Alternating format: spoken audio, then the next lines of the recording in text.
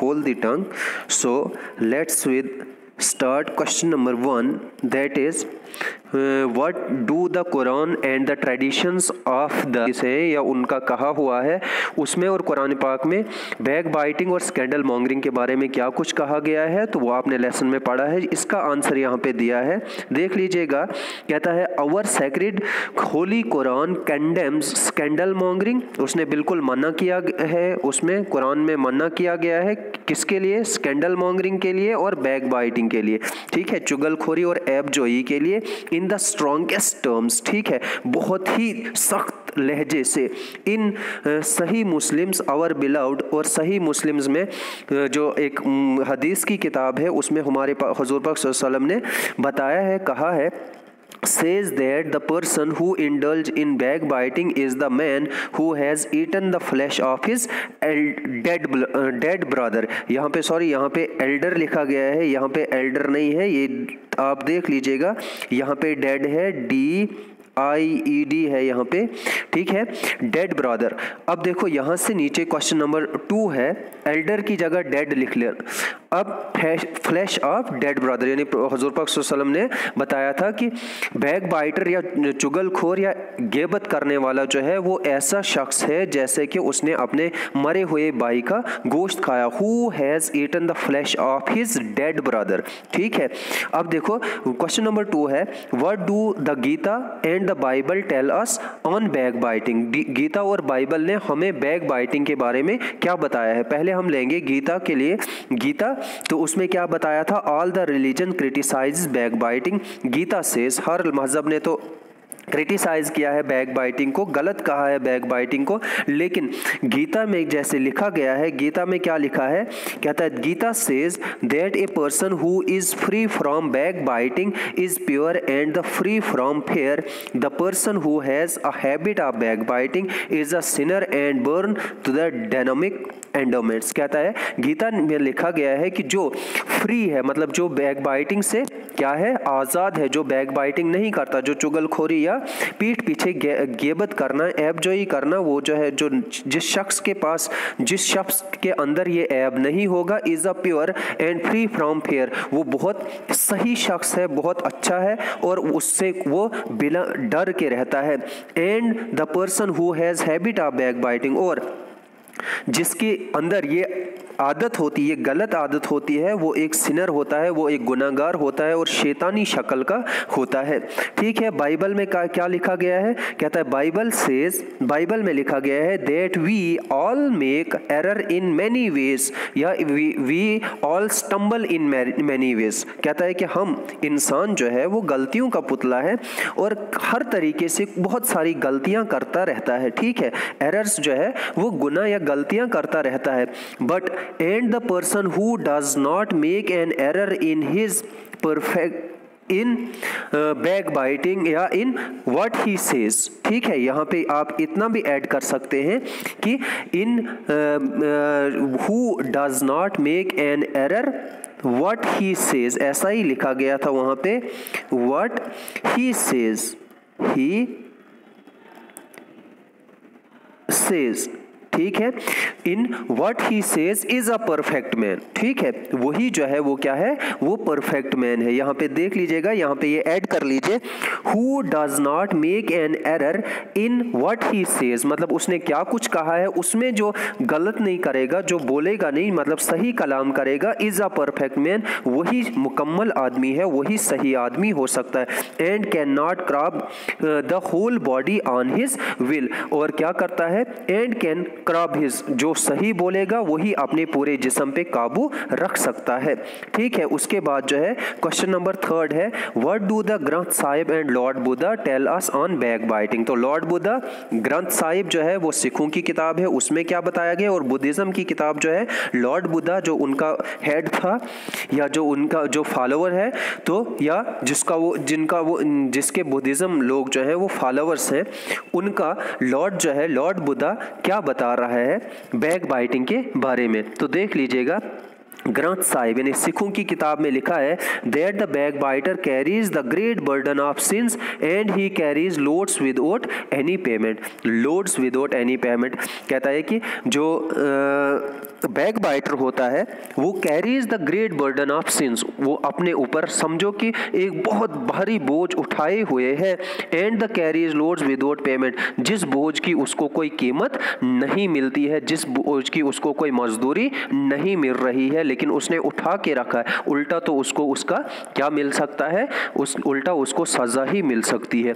देख लीजिएगा अब यहाँ पे लॉर्ड बुद्धा में लिखा गया है, लॉर्ड बुद्धा ने क्या कहा है, in his 8 fold path says, जैसे कि आपने उर्दू में भी पढ़ा है गौतम बुद्ध के बारे में, उसने 8 राहें बताई थी कि जिंदगी सही गुजारने के लिए। तो उसमें उन्होंने क्या बताया था कि सही कलाम, एक था उसमें सही कलाम, तो वही यहाँ पे बता रहा है, path says that one requires living a life based on the right speech. ठीक है, living a life based on the right speech कहता है कि एक इंसान को सही जिंदगी गुजारने के लिए सही कलाम को रखना जो है वो जरूरी है। ठीक है, तो यहाँ पे जो है नंबर 4 था, why did the servant of rabbi Simon tongues both the times. ठीक है, why did the servant of rabbi Simon brought tongues both time, यहाँ पे ब्रॉट लिख लेना, ये क्वेश्चन है आपकी बुक पे लिखा है, तो यहाँ पे देख लीजिएगा इसका, ये थोड़ा सा प्रिंटिंग में या टाइपिंग में थोड़ा गलत हो जाता है, उसके लिए सॉरी, लेकिन यहाँ पे देख लीजिएगा rabbi Simon's servant brings tongues both the times, कहता है कि दोनों वक्त जो है, दोनों दफ़ा जो है वो रबी सिमन्स का जो सर्वेंट था, नौकर जो था, उसने इसलिए लाई थी वो टंग्स, क्योंकि उसका मानना था, उसका कहना था, it is only the tongue, ये सिर्फ जबान ही है, that issues the good and the bad, जिसके जो इश्यूज होते हैं वो गुड भी हो सकते हैं और वो बैड भी हो सकते हैं। ठीक है, अच्छे भी हो सकते हैं और बुरे भी हो सकते हैं। Also there is nothing better than a good tongue and nothing worse than a evil one, कहता है यहाँ पे दुनिया में अच्छी ज़बान से कोई अच्छी चीज़ नहीं हो सकती और बुरी ज़बान से कोई बुरी चीज़ नहीं हो सकती है। इसलिए जब उसने बोला कि पहले जब उसने बोला कोई अच्छी चीज़ लेकर आओ, तो उसने क्या किया, वो अच्छी चीज़ लेकर आया तो अच्छी ज़बान लेकर आया, और दूसरी बार तो भी ज़बान लेकर आया तो शायद वो बुरी ज़बान थी। तो इसलिए जो है उसने बताया है कि हर दफ़ा जो है हर एक चीज़ में दुनिया में इंसान की ज़बान ही अच्छी और बुरी हो सकती है। ठीक है, किससे, उसके कहने से, उसके इस्तेमाल से। अगर वो अच्छे बोलता है, अच्छा बोलता है, सही कलाम करता है तो वो अच्छी ज़बान है, और बुरी ज़बान वो है जो बदकलामी करता है या जो back biting, scandal mongering extra जो भी है वो करते हैं, तो वो बैड टंग होती है। लास्ट क्वेश्चन है इसका, Why did रबी शिमन बिन जमाली कहता है invite his disciples for a meals, क्यों बुलाए थे उसने, क्योंकि उसने उनको एक बहुत अच्छा सबक देना था अपने शागिर्दों को। डिसिपल्स होता है शागिर्द। रबी सिमन इनवाइटेड, रबी बिन जमाली थे, या आप रबी सिमन भी कह सकते हो, इनवाइटेड हिज डिसिपल्स, उसने अपने शागिर्दों को बुलाया था फॉर अ मील, एक दावत पे बुलाया, to tell them about the advantage of the soft tongue, क्या कि सॉफ्ट टंग के लिए, नरम जबान, नरम लहजे की एडवांटेजेस यानी कि फायदे बताने के लिए उनको वहां पे बुलाया था। He conveyed a message to them that only use soft tongue in their conversation with one another, कहता है उसने उनको ये मैसेज, ये पैगाम देने के लिए, ये जाहिर करने के लिए उनको वहाँ पे बुलाया था कि साफ ज़बानें जो है, उस सॉफ्ट ज़बानें जो है, यानी कि नरम लहजा जो है, नरम ज़बान जो है वो किस तरीके से अच्छी होती है, और आप एक दूसरे से क्या करना, अपने बातचीत जो करोगे एक दूसरे से वो भी क्या करना है, सॉफ्ट टंग में ही करना, यानी कि सही ज़बान का सही इस्तेमाल, नरम लहजे से एक दूसरे से बात करना, किसी की चुगलखोरी नहीं करना, किसी की गियबत नहीं करना, किसी की मिमिक्री नहीं करना, या किसी को क्या नहीं करना, ऐब जोई जो है वो किसी की नहीं करना। Because the soft tongue separates sweetness, क्योंकि सेपरेट स्वीटनेस, क्योंकि यही जो सॉफ्ट कलाम होता है, जो सही ज़बान होती है, यही ज़बान जो नरम ज़बान होती है, जो नरम लहजा है होता है, ये स्वीटनेस मतलब कि प्यार और मिठास को ये फैलाती है। अब क्वेश्चन नंबर 6 है, यहाँ पे क्वेश्चन नंबर 6 क्या है, what according to you the moral of the lesson. आपके मुताबिक जो है इस लेसन का मॉरल, इस लेसन का निचोड़ क्या है? कहता है कि vice offends the moral standards of the community. Vice offends, vice होता है बुराइयां, जो है वो क्या करते हैं यहाँ पे, vice offends the moral standards of the community, एक कम्युनिटी के स्टैंडर्ड्स को, के मॉरल को क्या कर सकती है, गिरा सकती है। And scandal mongering and bad biting और द वाइसेस, और इस तरीके की बुराइयां जो है वो कौन कौन सी है? स्कैंडल मॉन्गरिंग है और बैक बाइटिंग है। We should always refrain from this so that to be pure in front of our almighty Allah. तो हमें इन चीज़ों से बचना चाहिए, बैक बाइटिंग और स्कैंडल मॉन्गरिंग जैसी बुराइयों से, वाइसेस से बचना चाहिए, ताकि हम अल्लाह ताला के सामने जो है वो प्योर रहे, मतलब कि सही रहे, सही इंसान बन के रहे। क्वेश्चन नंबर 7 है, ये वाला लास्ट क्वेश्चन है। कहता है कि how does our tongue do good और बैड टू अदर्स। किस तरीके से हमारी टंग, हमारी ज़बान जो है वो दूसरों के लिए अच्छा या बुरा कर सकती है। तो a good tongue pleases people and makes them happy. कहता है एक सॉफ्ट ज़बान जो होती है वो लोगों को खुश कर देती है, वो लोगों को क्या करती है, लोगों के अंदर हमदर्दी पैदा कर देती है। एंड मेक्स देम हैप्पी, और उन्हें खुश भी करती है। And a bad tongue offends them, और जो बुरी जबान होती है वो क्या करती है, उनको चिढ़ाती है। एंड हर्ट्स देम, और उनके दिल को ठेस पहुंचती है। Which is the great sin in all religion, जो सब बहुत बड़ा गुनाह है किसमें, हर एक दुनिया के हर एक मजहब में। अब आते हैं लैंग्वेज वर्क पे। तो लैंग्वेज वर्क क्या है इसका, ये देख लीजिएगा। यहाँ पे कहता है add a correct ending in each of the following words and say what each person does is connected with। ठीक है, यहाँ पे दो जो है पहले आपको आपकी बुक पे दिए हुए हैं। अब नेक्स्ट जो है वो हम यहाँ से कर लेंगे। देख लीजिएगा यहाँ पे पहले दो जो है वो क्या है, गवर्न तो गवर्नर होता है। गवर्न कौन करता है, गवर्नर। ठीक है, गवर्न कौन करता है, गवर्नर करता है। वन हु गवर्न्स, जो गवर्नमेंट चलाता है या जो गवर्नर का काम करता है उसको गवर्न बोलते हैं। अब यहाँ पे जो है क्या है, एक है कैटर, तो कैटर कौन होता है, caterer. One who provides food और ड्रिंक फॉर अ सोशल और बिजनेस फंक्शन। यहाँ पे ये अलग अलग वर्ड है, बिजनेस और फंक्शन, ये थोड़ा स्पेस देके आप लिख लेना। अब थर्ड वन है ट्रांसलेट। तो ट्रांसलेट जो है, तो ट्रांसलेट कौन करता है, ट्रांसलेटर। ठीक है, देख लीजिएगा ट्रांसलेट, तो ट्रांसलेटर जो है, ट्रांसलेटर इसका क्या है, नॉन है। तो कौन होता है translator, one who translate text from one language to other. एक टेक्स्ट को जो है वो क्या करता है, एक पैसेज को, एक टेक्स्ट को एक लैंग्वेज से दूसरी लैंग्वेज में उसको ट्रांसलेट कर लेता है, तो उसको ट्रांसलेटर बोलते हैं। और उसका वर्ब जो होता है वो ट्रांसलेट होता है, उसका काम होता है ट्रांसलेट, और नॉन होता है ट्रांसलेटर। ठीक है, और ट्रांसलेटर किसको बोलते हैं वो आगे यहाँ पे आपको दिया है, देख लीजिएगा। अब नॉवल है, तो नॉवल क्या है, नॉवल जो है एक सनिफ है। ठीक है, इंग्लिश की उर्दू में भी होती है ये। तो नावल लिखने वाले को हम क्या बोलते हैं, नावलिस्ट बोलते हैं। ठीक है, नावल लिखने वाले को हम नावलिस्ट बोलते हैं, वन हु राइट्स नॉवेल्स। फिर टूर होता है सफ़र, तो सफ़र करने वाले को टूरिस्ट बोलते हैं, one who undertakes a journey to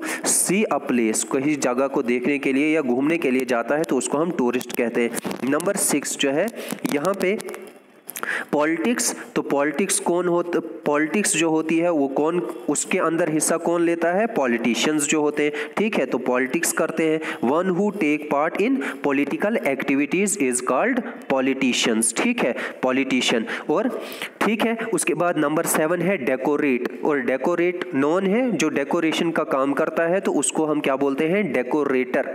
decorator one who decorates houses और पार्क्स वगैरह, जो कुछ भी उसने डेकोरेट किया होता है, सजाया होता है, तो that is called decorator. Number 8 जो है यहाँ पे आर्ट। तो आर्ट के लिए क्या आएगा, artist. One who has skill of painting extra. ठीक है, जो पेंटिंग वगैरह का काम करता है, जो तस्वीर कशी करता है, उसको हम आर्टिस्ट कहते हैं। नंबर 9 है यहाँ पे इकोनॉमिक्स। तो इकोनॉमिक्स कौन होता है? इकोनॉमिस्ट। जो इकोनॉमी को देखता है, जो इकोनॉमी जानने वाला होता है, तो उसको हम क्या बोलते हैं? इकोनॉमिस्ट बोलते हैं। One who deals with the economy, जो इकोनॉमी के साथ डील्स करता है, देखता है, यानी कि उसके साथ काम करता है, इकोनॉमी में काम करता है, तो दैट इज कॉल्ड इकोनॉमिस्ट। अब नंबर 10 है ड्रामा। तो ड्रामा क्या आएगा? ड्रामाटिस्ट, जो ड्रामे करता है। One who makes dramas and plays, जो ड्रामा को बनाता है या क्या करता है या बनाता है, तो उसको हम ड्रामाटिस्ट बोलते हैं। अब करेक्टर और क्रिकेट, तो क्रिकेट जो है वो जो क्रिकेट है, खेल है एक, उसका खेलने वाले खिलाड़ी को क्रिकेटर बोलते हैं, क्रिकेट खेलने वाले को cricketer. One who plays cricket, तो ये आपको पता है। नंबर 12 है इसमें इंजन। तो इंजन क्या है? इंजन बनाने वाले को इंजीनियर बोलते हैं। One who has studied engineering. History है तो हिस्टोरियन, हिस्ट्री लिखने वाले को या हिस्ट्री जानने वाले को हिस्टोरियन बोलते हैं। उसके बाद माउंटेन, तो जो mountaineer climb, one who climbs the mountain, जो पहाड़ों पे चढ़ता है, जो पहाड़ों पे चलने का शौक रखता है, तो उसको माउंटेनियर बोलते हैं। One who climbs the mountain. Number 15 है यहाँ पे डोनेट। तो डोनेट जो वर्ड है यहाँ पे दिया है डोनेटर, जो डोनेट करता है, ठीक है। वन हु डोनेट्स, कोई कुछ भी पैसे वगैरह जो डोनेट अल्लाह ताला की राह में करता है, तो उसको डोनेटर बोलते हैं। जो डोनेट करने वाला होता है, देने वाला होता है, मुफ्त में नजर करने वाला होता है।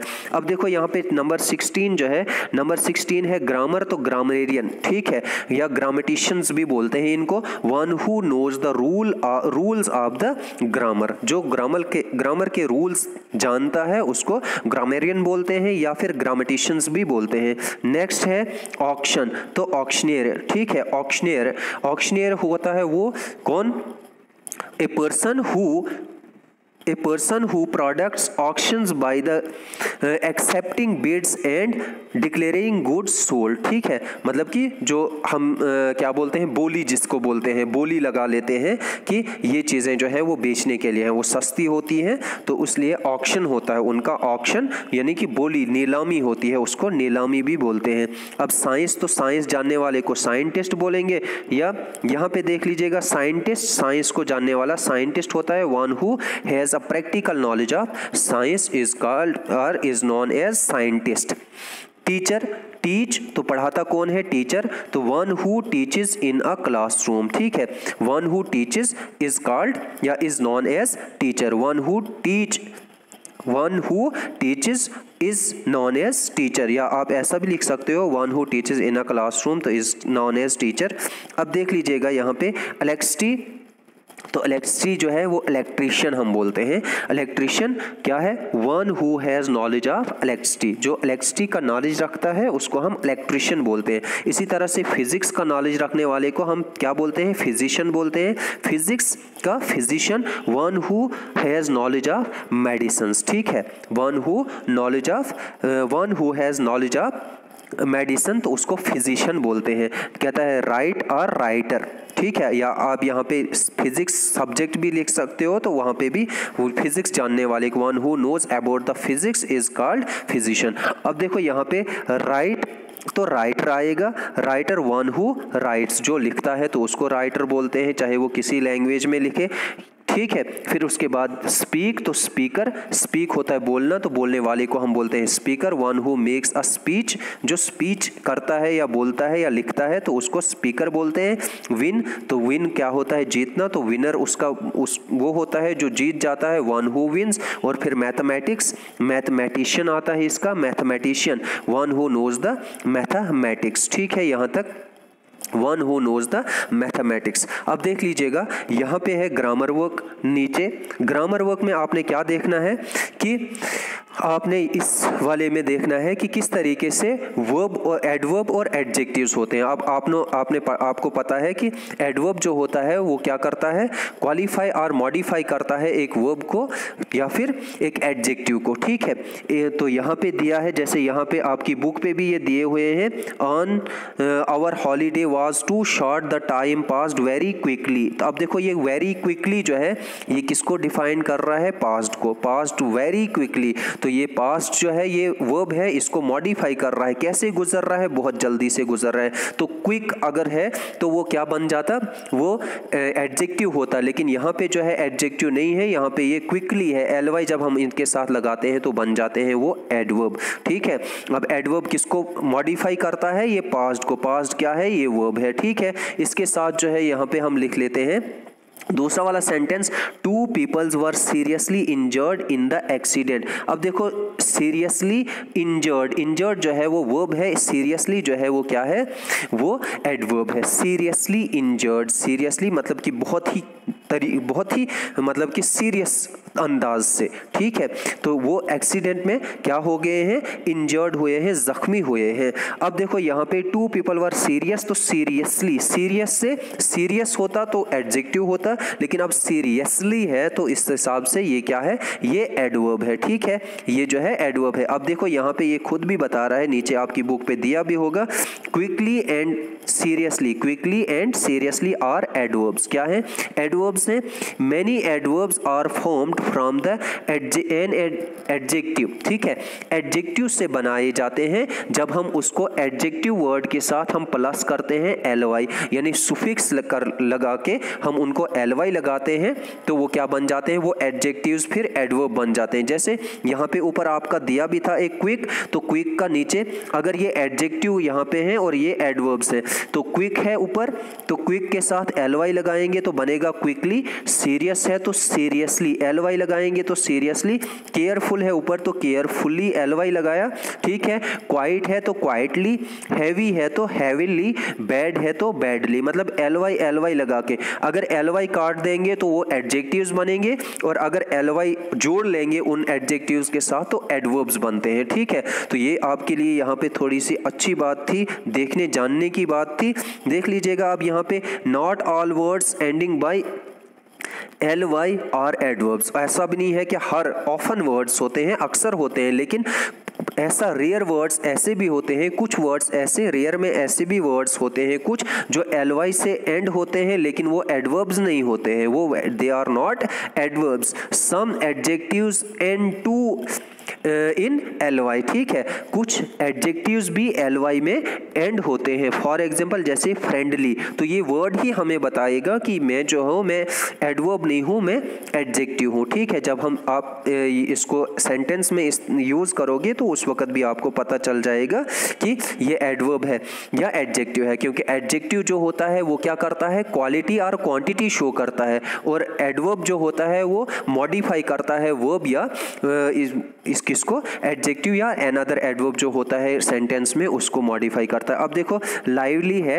एडरली है, लॉनली है, सिली है, लवली है, ये भी ly से एंड हुए हैं लेकिन ये एडवर्ब नहीं है, ये क्या है? ये एडजेक्टिव्स ही हैं। ठीक है, अब कुछ सेंटेंसेस यहाँ पे दिए हैं, उनको हम कोशिश करेंगे कि भरने की किससे? एडवर्ब से। अब देखो, complete each of the sentence, complete each of the sentence with an adverb. Adverb से the first letters of each adverbs are given. First letter जो है, जैसे आपको आपकी बुक पे दिया है, यहाँ पे तो मैंने पूरा लिखा है, यहाँ पे आपको दिया था HE फर्स्ट लेटर में, we don't go out because it was raining, HE he, तो इसमें हैविली आएगा तो एडवर्ब बनेगा हैविली। ठीक है, नंबर 2 था, our team lost the game because we played very bad, तो बी दिया था वहाँ पे तो आपने बैडली लिखना है। ठीक है, यहाँ पे बैडली, यहाँ पे हैविली, ये वर्ड्स आपने देखने हैं। फिर नेक्स्ट नंबर 3 है, कहता है कि I had little difficulty finding in a place to live, I found a flat easily. ये वाला जो है वर्ड यहाँ पे आपने ये ऊपर ले जाओगे, आप जब कॉपी पे नोट करोगे तो साथ में लिख लेना, आई फाउंड अ फ्लैट इजीली। ठीक है, तो ए दिया था यहाँ पे, SILY आपने खुद लगाना था, तो इजीली जो है वो यहाँ पे बन जाएगा। अब नंबर 4 है, नंबर 4 में क्या बताया है कि we had to wait for a long time but we didn't complain, we waited patiently, we waited patiently, तो पेशेंटली PA दिया था आपकी बुक पे, आप पेशेंटली जो है वो आपने पूरा करके वर्ड जो है पूरा बनाना है, TIENTLY ly जो है वो आपने इसके साथ जोड़ देना है। अब नंबर 5 है nobody knew Atif was coming to see us, he arrived unexpectedly, ठीक है, unexpectedly, ठीक है, यहाँ पे जो है unexpect जो है on दिया है तो unexpectedly जो है आपने इसका पूरा वर्ड लिख लेना है। नंबर 6 जो है वो यहाँ पे है, नंबर 6 क्या है, Zeeshan keeps feet by playing tennis regularly, तो ये रेगुलरली जो है ये वर्ड आपने इसमें ऐड करना है। कीप्स फिट, जीशान जो है वो कीप्स फिट बाय प्लेइंग, वो बहुत ही तगड़ा है, बहुत ही अच्छा है, बहुत ही सेहतमंद है, किससे, टेनिस को रेगुलरली लगातार खेलने से। अब देखो I don't speak Punjabi very well but I can understand perfectly, एक वर्ड ये दिया था, इफ द स्पोकन स्लाउली, ये वो भी एडवर्ब है, एंड क्लियरली, ठीक है, परफेक्टली, स्लाउली एंड क्लियरली, ये 3 वर्ड्स जो हैं ये एडवर्ब्स हैं जिनके साथ हमने ly लगाया है। अब देखो put in the correct word, ठीक है, put in the correct word, आपको कुछ ऑप्शंस आगे बुक पे दिए हुए हैं, ये 2 ऑप्शंस हैं, आपने सही वाला ऑप्शन जो है वो चूज करना है और सेंटेंस को पढ़ के आपका उसको पता लग जाएगा कि वहाँ पे कौन सा वर्ड जो है वो सही है या सही से यूज होने वाला है। अब देख लीजिए द पीपल हु आर यहाँ पे इंजर्ड इन द एक्सीडेंट, तो सीरियस इंजर्ड नहीं आएगा यहाँ पे, सीरियसली इंजर्ड, ठीक है, यहाँ पे आपने सीरियसली लिखना है। नंबर 2 है the driver of the car had serious injuries, अब यहाँ पे सीरियसली इंजरीज नहीं आएगा, यहाँ पे आपने एज एडजेक्टिव यूज करना है तो सीरियस इंजरीज आएगा, ठीक है।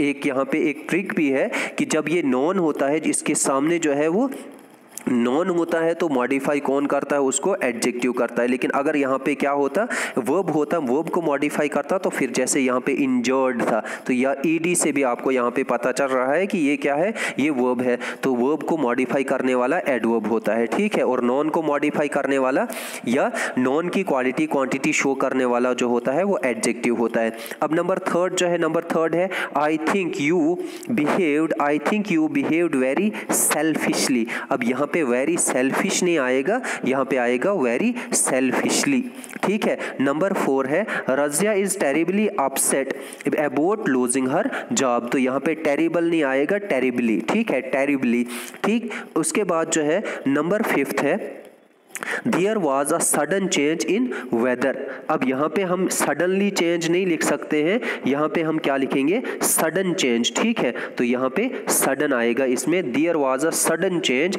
in the weather, अचानक से चेंज आने वाली है या होने वाली है या हो गई है, क्या वेदर में, किस में, मौसम में, तो यहाँ पे सडन आएगा, यहाँ पे सडनली चेंज नहीं आएगा। अब देखो नंबर 6 है everybody at the marriage party was colourfully dressed, colourful dress नहीं, कलरफुली ड्रेस्ड, ठीक है।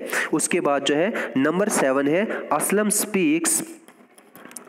स्पीक्स इंग्लिश, तो कैसे बोलता है वो, फ्लुएंटली बोलता है, फ्लुएंट नहीं बोलता है, फ्लुएंटली बोलता है, ठीक है, तो यहाँ पे फ्लुएंटली आएगा। नंबर 8 है Ved sir fell and hurt himself quite badly, ठीक है, क्वाइट बैड नहीं आएगा, क्वाइट बैडली आएगा इसमें।